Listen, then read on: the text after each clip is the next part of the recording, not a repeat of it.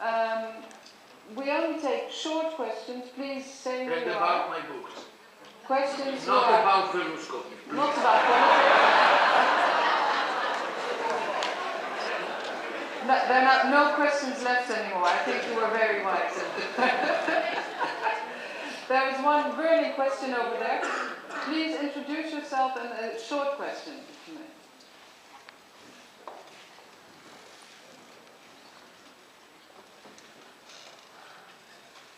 Good evening, my name is Ina Prijs, and I would like to go back to the novel, and I would like to ask a question about the narrator of this book and about his role. What is the book, please?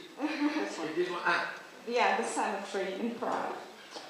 Back to the narrator. What is the role of the narrator, and what is the influence of the author on the narrator, and how can we distinguish both of them in this book?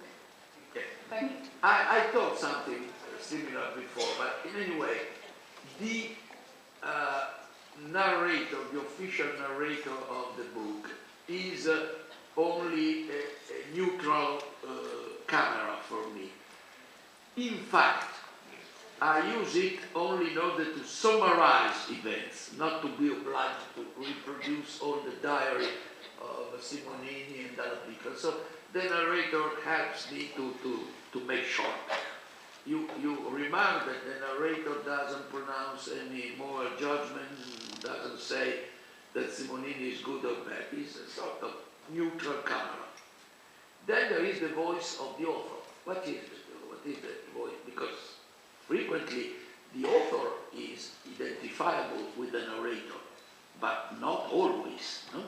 There are books in which the narrator, let's say Robinson Crusoe, the narrator is Robinson himself, but it is not the voice of the folk. So the voice of the narrator should be exactly what I have suggested, this invisible voice that tells you that Simonini is a rascal and what he says is false. That is the real intervention of the narrator is the one who makes Simonini to be sexually disturbed. It's a way to say he's not a normal person. Okay, that is the voice that the narrator was invented, that Simonini is unable to have a real sexual relationship. Thank you. Second, short question. Yes, one moment, you have a microphone. Please introduce yourself quickly and then a short question. Everybody will know that the art historian from Rotterdam, Mr. van Barle. I was interested to hear you say about ekphrases. One of your books has a lot of them based on Dutch 17th century paintings.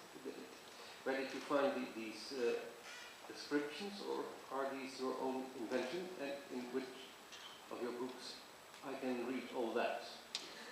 I said that in the island there are many references, because at a certain point during the siege of Casale, he sees the girl he likes in a room sewing, and she's Vermeer. Exactly described the light is the light of Vermeer. And in another moment there is a woman with a candle, and this is Georges Latour.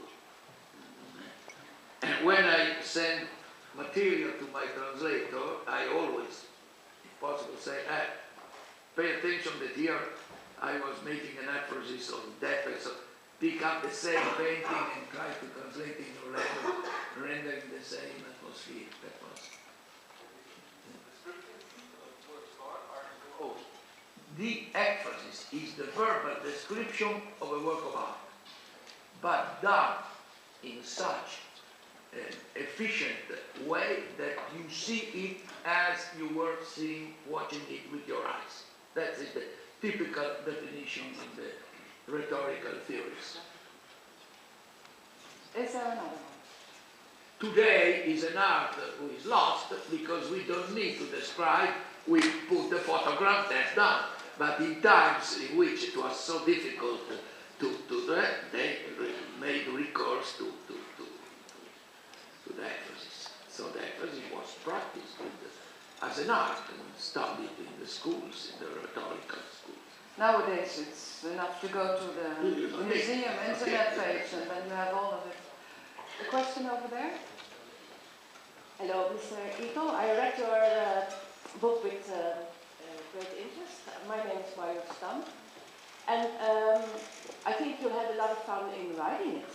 But on the other hand, I think I have a kind of moral question or a serious question. The arguments Simonini uses when he forges the arguments against Napoleon and used them against the Jews, don't you think these are the kind of universal arguments which still are used today? I ask this because one argument impressed me when was written in the protocols or somewhere that Jews didn't have any culture, didn't like culture. And a week or two ago, someone from the Dutch right-wing politicians said Muslims, they don't have culture, so they use and repeat the same arguments. Correct. Absolutely correct. The arguments of racists are always the same. All the medieval charges against the Jews that killed the children in order to breed were the same used centuries before against the Christian heretics. Bogomils and Paulicians, exactly the same. And probably they are the same referred to witches in the Latin poetry. And so the racism being the hatred of an enemy, independently of the nature of the enemy, because you need an enemy, the arguments are always the same. That is the misery of racism and the force of persuasion, because it tells exactly what people was expecting. And that's why I wrote the book. Final question.